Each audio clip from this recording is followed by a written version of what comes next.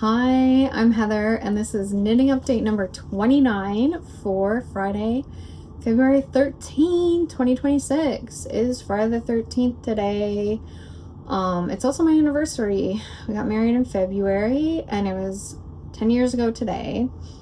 It was like the coldest day ever, minus 27 degrees Celsius. It was awful.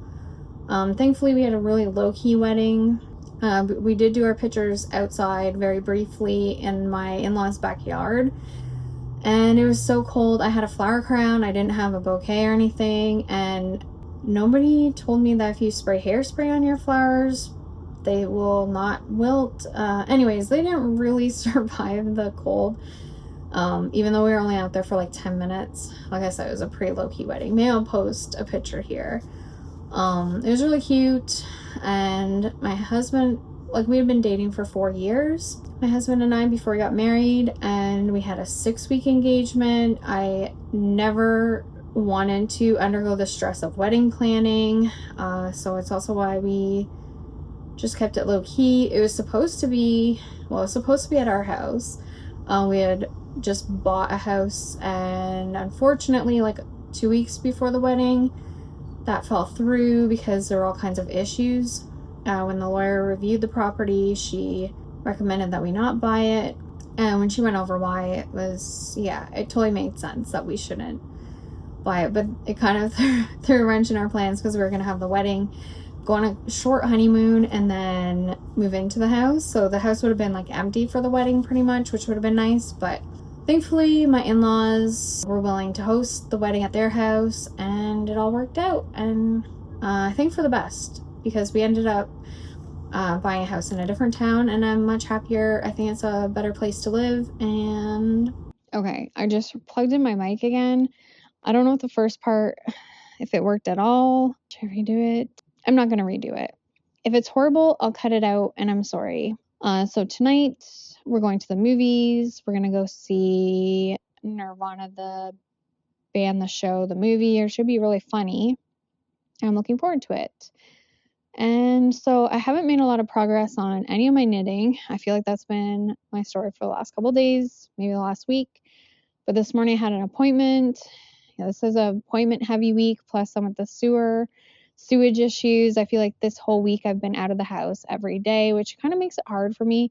Even if I bring a knitting project with, it's just like I feel so uprooted and unsettled. And today's appointment I did bring myself. It was just for our lymphatic drainage massage, so I couldn't knit. So after my appointment, I went to the mall to get lunch, and I had a delicious hot dog from Danish Pastry House.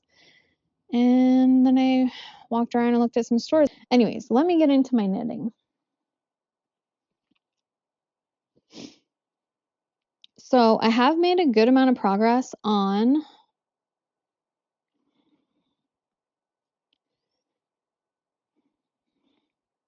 the triangle shawl, variations on a triangle. It's coming along really well. Once I just started working on it, it's like, okay, this is actually a pretty quick knit. I'm really enjoying it. This is a sample knit I'm making for Hello Stella Fibers, I think is the full name. She wanted the scarf knit up in her fingering weight yarn wool. It's 100% wool. It is 100% blue-faced Leicester, and it is beautiful, and I love it. So I'm doing this for her, and yeah, I'm really happy with how it's turning out. So I'm doing the Midori Hirose variations on a triangle shawl pattern. This is option C, which is like the narrow triangle with stripes. The pattern is like if you buy this scarf or shawl pattern, you might not ever need to buy another shawl pattern ever again. I think the only downside of it for me is the fact that every variation is garter stitch, which I don't hate it. It's not my favorite. I do think if I wanted to, maybe I could change it, but it is so easy to do it in garter stitch because you're just knitting every single row. The other thing that I didn't realize when I started is you can't just do randomize. You can't just pick how wide you want the stripes to be for it to work out, because you have the border so your length is already predetermined by the amount of stitches you've cast on for this border. So you need to do some figuring out how wide your stripes will be so that it ends up that if you care, I mean, I guess you could just do whatever you want, and your last stripe might end up being half the width of the rest of them. But I don't know, if that's not a problem for you, then go for it. But if you wanted to end up like this is a 10 row stripe, and I guess it will end with a 10 row dark stripe. So you start and end with the same. That was new to me. I started just doing stripes however I wanted to, and I thought, oh, I better read up how to do the stripes. And yeah, there's very clear instructions, but you just have, and math, and it tells you how to do the math. None of that is my forte. I generally just want to knit, and also this is not for me. But now that I've done it for this sample, I think I'm just going to knit the same thing for myself, because I did buy this pattern wanting to knit it, and then I probably never would have, except for I saw that Lindsay was looking for someone to do a sample knit of this pattern. I was like, well, I already bought the pattern and I would love to have the motivation to do it. And to be honest, I don't think it's something I would have gotten around to, even though I like it. I also have the Midori Hirose popcorn shawl pattern, which, in all honesty, I would almost rather do that one than make myself a version of this. But I think I am going to make myself a version of this because I think I will wear it, especially with spring coming up. I'm going to make myself more of a springtimey thing. So yeah, this is going well. This is the only thing I've been working on, also because I want to have it done by Sunday. So now I have like a real push to actually get it done. I think it's doable. I think I just have basically 1.5 stripes to do. And then you do another red border. But let me get you the yarn. I'll show you the yarn that I'm going to use for my version. So I'm going to make myself a Surrey alpaca version. So I have this yarn that I got at Rhinebeck last year.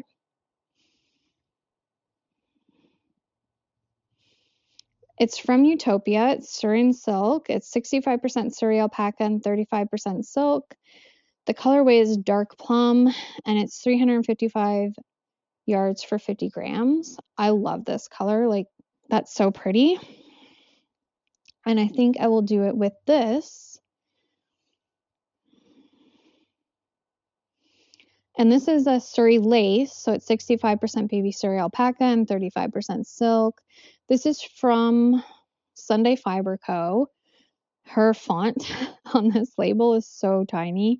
This was from her 70s issue, which was such a fun collection. And the colorway of this one is Lemon Whip. So pretty, so soft. And then I also have this one.